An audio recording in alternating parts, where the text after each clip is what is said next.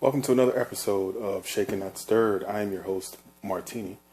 And if this is your first, second, or third time checking out a video from my channel, go ahead and please show your support and appreciation for the content by liking this video, as well as hitting that subscribe button down below.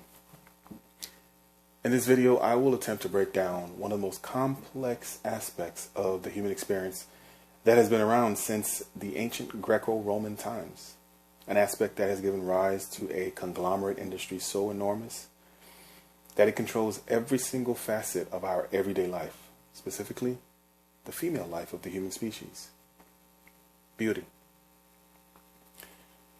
Now, before I jump into this episode, as I usually do with my other videos, I want to preload a small disclaimer about those who are about to watch this video with unresolved, unreconciled childhood traumas, parental issues, and little to no emotional intelligence, as well as social and personal awareness. If your intent is to watch this video and project any imbalance in the comment sections, by all means, please go ahead and hit that not interested button and continue on the rest of your life journey with much safety. To everyone else who would like to stick a while, something may just pique your interest. You never know. Now that that's out of the way, let me cook. Beauty is a concept that has fascinated the human species for as long as time antiquity. It has given rise to the cultural expansion of the arts. It permeates every single aspect of the human experience, so much so that a clear and distinct Indo-European standard of beauty has been the means by which much of the modern world looks to for its cue. The world's greatest philosophers have grappled with defining it for more than a millennia, let alone make sense of why it's even a thing. So what is beauty? Is there a difference between beauty and attractiveness, or are they one and the same? Is beauty really in the eye of the beholder? These are indeed valid questions for a concept that has influenced 100% of the human species for ages, and I think I may be able to answer a few of those questions here in this video.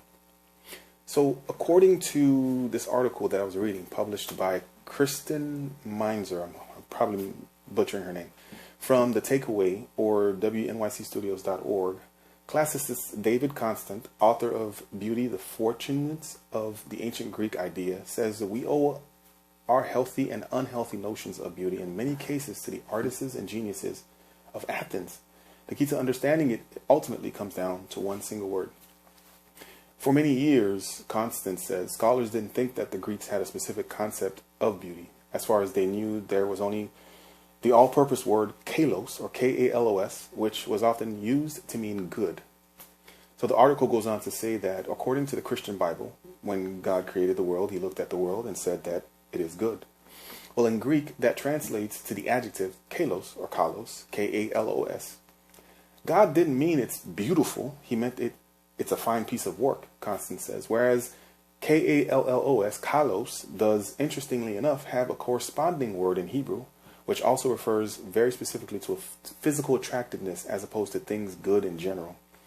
Meinzer culminates the article with these words. For the Greeks, beauty was created through symmetry and proportion. Through detailed analysis of the human body, Greek thinkers defined what makes someone beautiful.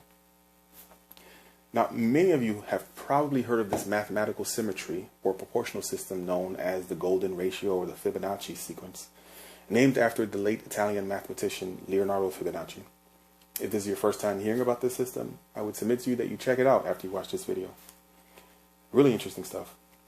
So essentially what this ratio does is it explains why certain things are deemed more or less attractive, not to just us humans, but all living entities on the planet.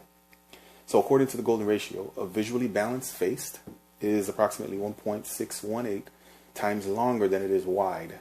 The distance from the top of the nose to the center of the lips should be around 1.618, the same ratio, times the distance from the center of the lip to the chin. Now, I don't want to get too deep into this system as it gets even more and more mathematically complex the deeper you go into it. So I'll leave that, I'll table that. What I do want to ask, though, specifically to any of the women watching this episode is, in what ways does beauty affect you? What is your definition of beauty? What or who determines your own beauty? And whatever your response is to that question, how is that lived out in your day-to-day? Peace and blessings.